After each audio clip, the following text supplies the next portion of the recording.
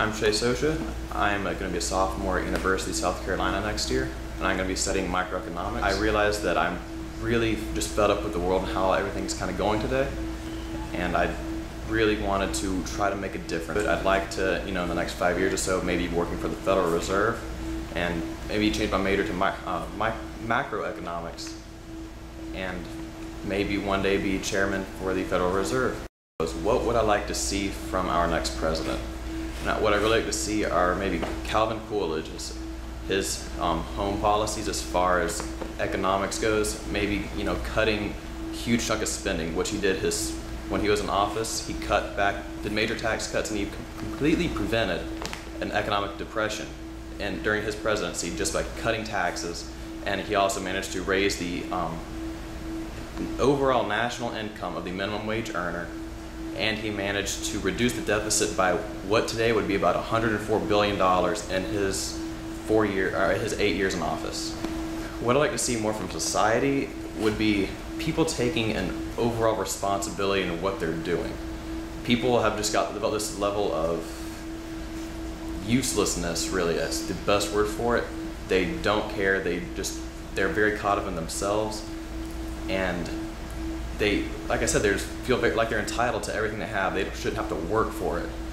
And I mean, as just coming from a middle wage family, I've learned the value of a dollar. My parents have busted their butts their entire lives to try to provide for me and my little brother, and it just bothers me when I see people who are coming from the same income as me who don't have any level of responsibility for what they're doing with their lives and feel like they're just going to be taken care of.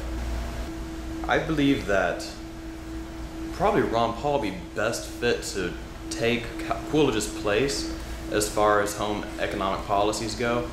And what I really like to see also is, as far as foreign policy goes, I'm not seeing a lot of people taking the right stance on this. Obama is just talking about bringing jobs back to the United States. I'm not hearing how.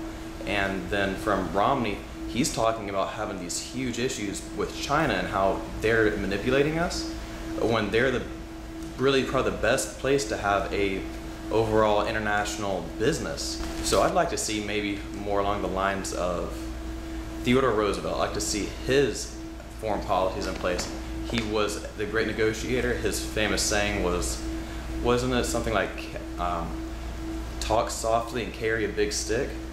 And he was a great negotiator, and that is exactly what our nation needs today. Between President Romney and Obama, like I said, I don't particularly care for either of them, but since I'm completely against socialism and I think that people should be free to do what they want to do, they don't need to be taken care of. That should be our own responsibility, not the government. I'll definitely be voting for Romney in this upcoming election.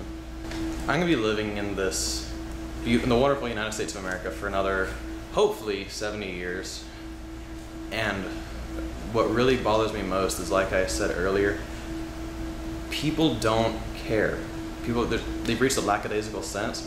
And what frightens me most about that is I've only noticed it getting worse. There's the level of corruption at the very core of the American people today. And although there are a good number of them out there still, a good number of just good people, this level of corruption has really been spreading, and I want to do something to try to stop it.